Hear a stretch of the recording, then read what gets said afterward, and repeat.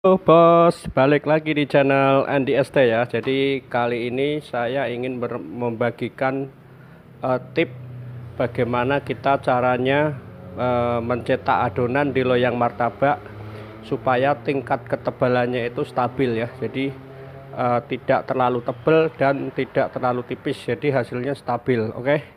Jadi nanti akan saya uraikan ada 3 cara yang paling mudah, mungkin nanti bisa menjawab dari pertanyaan teman-teman yang ada di komentar di YouTube maupun di yang tanya lewat WA ya. Oke, saksikan ya ini saya.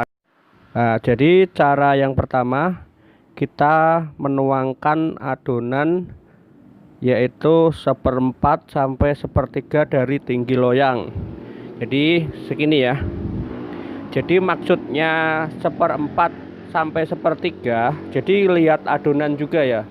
Jadi kalau karyawan ngadonnya terlalu encer, kita kasihnya 1/3. Tapi kalau adonan lumayan kental itu 1/4.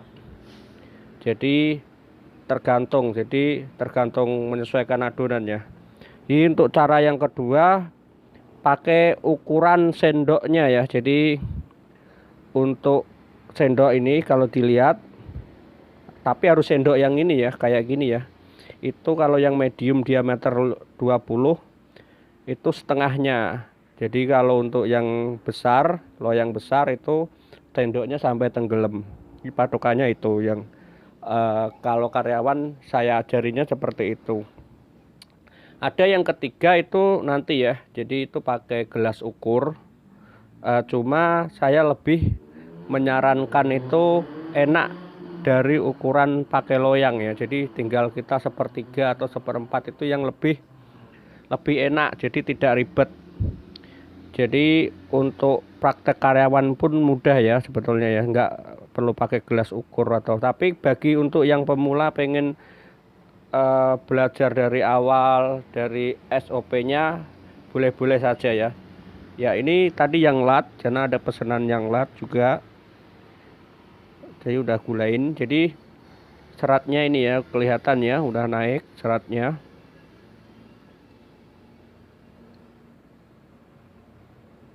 Ya, ini tadi pesanannya yang medium ada 4, jadi yang satunya nanti ada jagung keju. Jadi ketika membuat menu jagung keju, pastikan adonannya itu naik ya, naik dulu biar gelembung-gelembung udaranya itu biar kebentuk dulu. Kalau sudah kebentuk baru dimasukkan jagung ya. Jadi kuncinya di situ ya. Jadi biar ketebalannya stabil, itu perlu diikutin ya tentunya ya. Jadi cara supaya buat patokan karyawan itu jelas. Jadi saya lebih ada 3 cara itu tadi. Saya lebih menyarankan ke dari tinggi loyang itu ya yang paling enak ya buat patokan. Terus kali ini saya juga ingin membahas tentang 4 penyakit martabak yang kalau kita membuat itu sangat dilarang untuk dikasihkan ke customer ya. Ya ini kita kasih jagung dulu. Jadi penyakit martabak yang pertama itu bantet. Jadi kalau teman-teman buat, ada yang beli buat martabak kok bantet, itu mending jangan dikasihkan ya, karena itu akan hanya membuat customer kecewa, karena tentunya tidak akan enak ya rasanya ya. Jadi bantet itu penyebabnya bisa banyak, bisa loyangnya dingin, bisa kurang soda kue, bisa karena apa ya, banyak ya faktornya, banyak. Bisa soda kuenya itu udah masuk angin, kurang panas, cara ngadonnya itu salah juga, itu juga berpengaruh. Jadi seperti ini gambarnya itu. Jadi kalau teman-teman membuat martabak seperti ini, itu berarti harus lebih diperhatikan lagi step-stepnya di dalam membuat martabak. Penyakit yang kedua yaitu kulit belang. Jadi kulit belang itu penyebabnya juga banyak.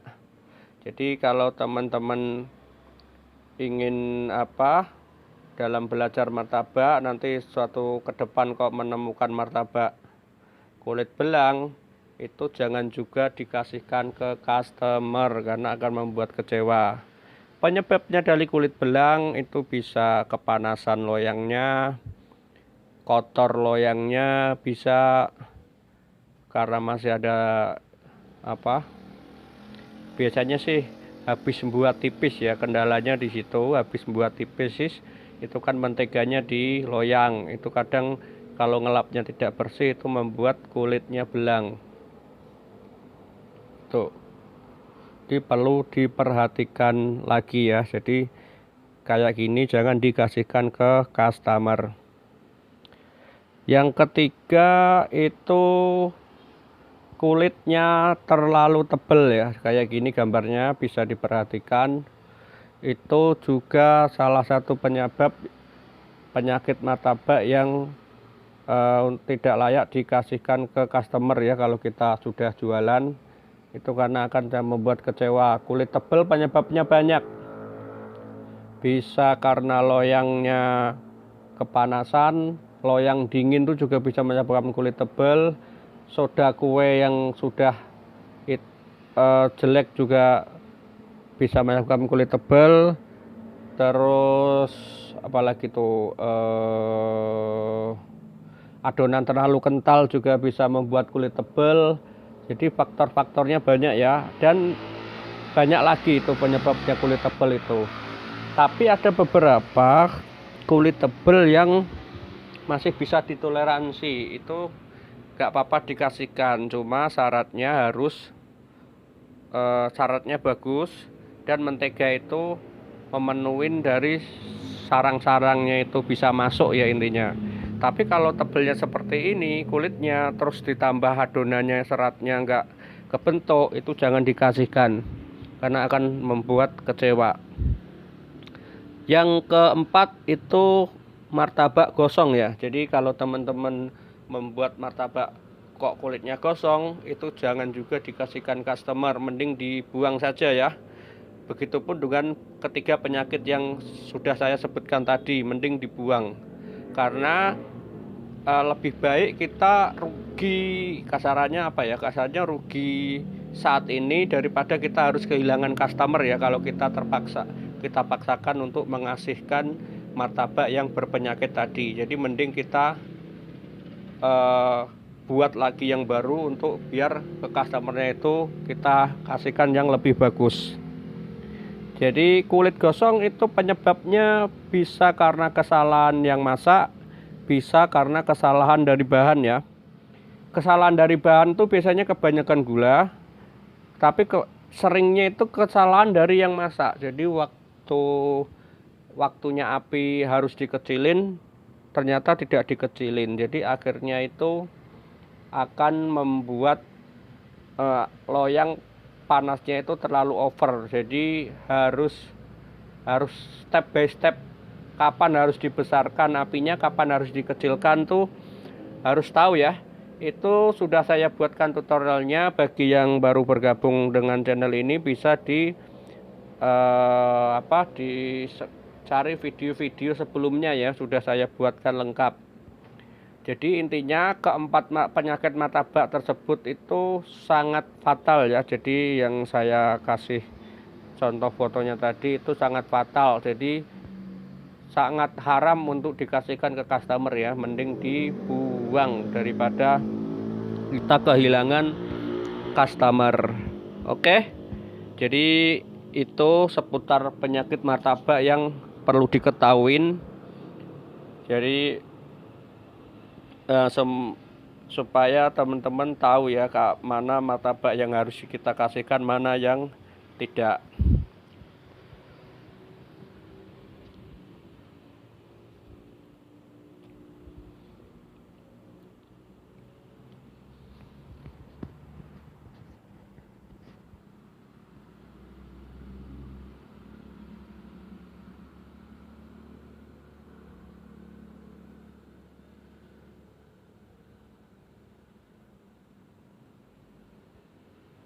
Ya, ini adonan sudah naik ya. Jadi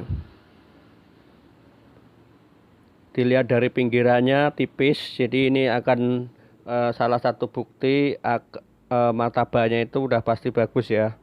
Karena kulitnya tipis. Ya, ini yang red velvet sudah matang, kita angkat dulu biar diisi bagian yang motong ya. Jadi kita fokus saja di adonan yang ada di depan. Ya, cara yang ketiga itu pakai teko atau gelas ukur ya. Jadi 300 ml adonan. Atau bisa pakai kedua cara yang di awal tadi, itu sama saja. Tapi saya biasanya untuk mengajarkan ke karyawan itu pakai yang sepertiga sampai seperempat sampai sepertiga dari tinggi loyang ya, karena lebih simpel dan lebih mudah. Terserah teman-teman mau pilih cara yang mana, bisa disesuaikan dengan daya tangkap dari teman-teman ya. Jadi kita juga tidak bisa memaksakan.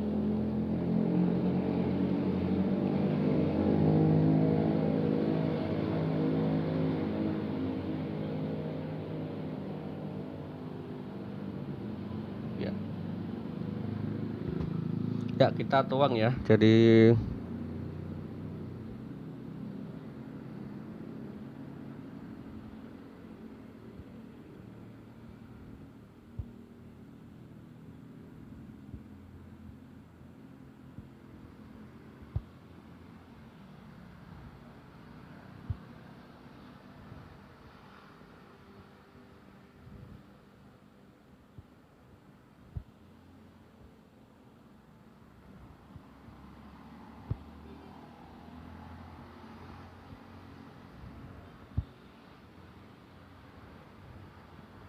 mungkin bagi teman-teman yang belum subscribe, bisa di subscribe dulu. Jadi biar kalau ada video-video baru di handphone teman-teman ada notifikasinya ya. Jadi tidak ketinggalan dengan video-video yang saya buat. Semoga videonya sangat bermanfaat. Jadi bagi ini masih dalam hari-hari libur tahun baru Hijriah ya. Jadi tahun baru Islam. Jadi selamat bagi umat Islam seluruh dunia yang merayakan tahun baru Islam. Semoga di tahun yang baru ini pandemi corona bisa segera selesai ya. Jadi bisa beraktivitas seperti sedia kala, perekonomian bisa naik lagi, penjualan bisa menggeliat lagi ya. Jadi semoga pandemi ini cepat selesai, amin amin ya robbal alamin. Ya, ini ya. Jadi kalau kita mematuhi step-step dalam kita mencetak, pasti adonan itu akan selalu bagus ya. Jadi tingkat kegagalannya itu menjadi minim. Ya, bagi teman-teman yang masih pemula, jangan putus asa bila membuat martabak gagal. Jangan mudah putus asa ya, karena perlu proses juga di dalam memahami seluk-beluk tentang permartabakan. Oh ya, bagi ke teman-teman yang kemarin nanya itu gulanya taburannya kok dikit ya, saya dikit ya emang ya, karena tujuannya gula tabur itu hanya untuk memecah gelembung-gelembung udara yang muncul supaya pecah ya. Jadi untuk rasa manis karena udah ada di campuran resepnya ya. Jadi gula tabur itu sedikit karena hanya untuk memecahkan serat-seratnya saja. Emang ada beberapa pedagang martabak yang ngasih gula taburnya banyak. Nah, itu kayak gitu, itu dia di awalnya di resepnya itu dia gulanya sedikit ya, bahkan tidak dikasih gula, itu bisa. Nah, tapi ketika waktu ngasih gula tabur itu dia banyak, karena untuk biasanya teknik seperti itu untuk mengurangin cost dari produksi ya. Jadi di awal resepnya itu tidak dikasih gula, sengaja semisal adonan di malam itu tidak habis, tidak mengeluarkan banyak kos di dalam membuat adonannya itu. Jadi kalau nggak laku itu ibaratnya nggak terlalu rugi-rugi amat begitu ya. Jadi seperti itu. Jadi teknik martabak itu banyak ya. Jadi banyak, ada yang pakai teknik A, B, C, D, E. Cuma tujuannya itu hanya untuk sama ya, tujuannya itu membentuk serat yang bagus, ngembang yang bagus, kelembutan yang bagus.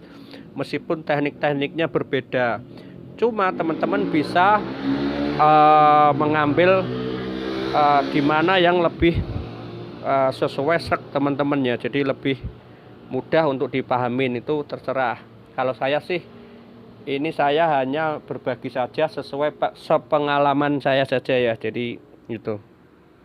Oke, mungkin cukup sekian saja ya. Jadi ini terakhir contoh yang ingin saya tunjukkan. Sampai jumpa di video selanjutnya. Dadah.